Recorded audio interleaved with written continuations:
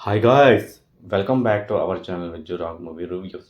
Movie Thammudu cast వచ్చేసి నితిన్ గారు and వర్ష బోలం గారు.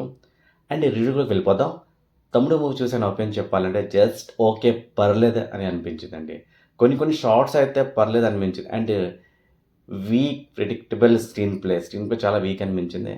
అండ్ నాకెందుకో కానీ ఈ మూవీ చాలా రొటీన్గానే అనిపించింది. అంటే నేను ఒక్క విషయంలో నాకు చాలా షాకింగ్‌గా అనిపించిందండి. ఏంటంటే, ప్రొడ్యూసర్ 'దిల్ రాజు' గారు ప్రాజెక్ట్‌ని ఎలా యాక్సెప్ట్ చేశారు? అండ్ ఏం చూసి యాక్సెప్ట్ చేశారు? నాకైతే అస్సలు అర్థం కాలేదు.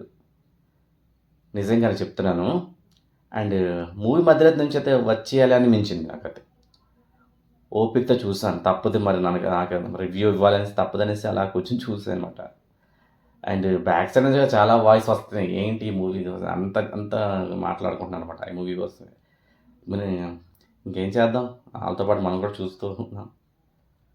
అంటే అంత ఇరిటేషన్‌గా అనిపించింది. అంటే కొన్ని పాయింట్స్ కొంతవరకు అంటే మరీ కాదు, కొంతవరకు బాగున్నాయని అనిపించింది.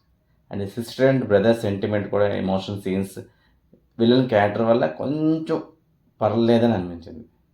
అంటే బాగా రాసుకున్నారు కూడా దానికి. విలన్ పోర్షన్ ఏదైతే ఉందో కొన్ని సీన్స్‌లో బాగా అనిపించింది. అండ్ అక్కడక్కడ ఫన్ కూడా జనరేట్ అయింది. అంటే చిన్నది, మరీ అంత పెద్దదేం కాదు.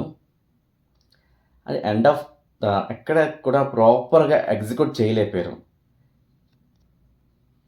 అని అయితే ఫీలింగ్ అయితే మనకి వస్తుంటది. అండ్ మూవీ అలా రన్ అవుతా అలా వెళ్తూ కూడా చాలా రిపిటేటివ్ ఫీల్ అయితే వస్తూ ఉంటది. అండ్ మూవీలో బీజీఎం కూడా పెద్దగా ఇంపాక్ట్ లేదు. నాకైతే బీజీఎం పెద్దగా నచ్చలేదు. అసలు రేంజ్‌లో ఉండదనుకున్నాను. డైరెక్టర్ పేరు అంటే మ్యూజిక్ డైరెక్టర్ పేరు విని బట్ అంతగా ఏమి అనిపించలేదు. ఓవరాల్‌గా అయితే నేను చాలా డిసప్పాయింట్ అయ్యాను.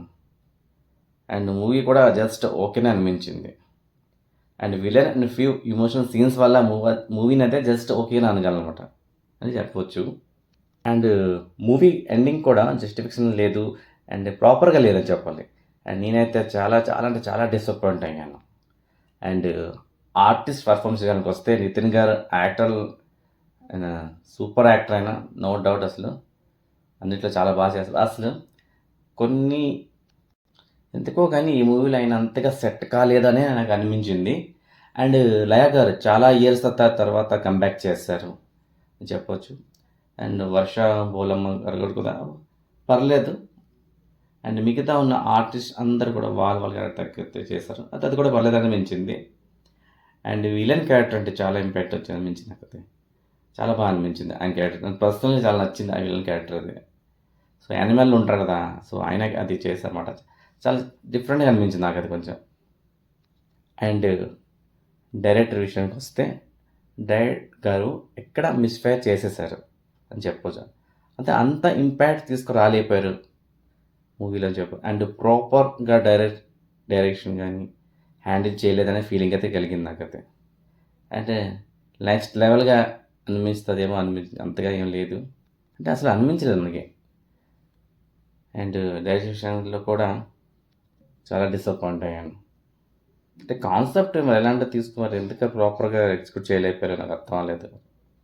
అండ్ బీజీఎం సాంగ్స్ విషయానికొస్తే సాంగ్స్ పెద్దగా ఏం లేవు. నాకు పెద్దగా నచ్చలేదు కూడా. బీజీఎం అంతగా ఏం లేదు. అంతగా ఇంపాక్ట్ కూడా లేదు. తీసుకురాలేకపోయింది.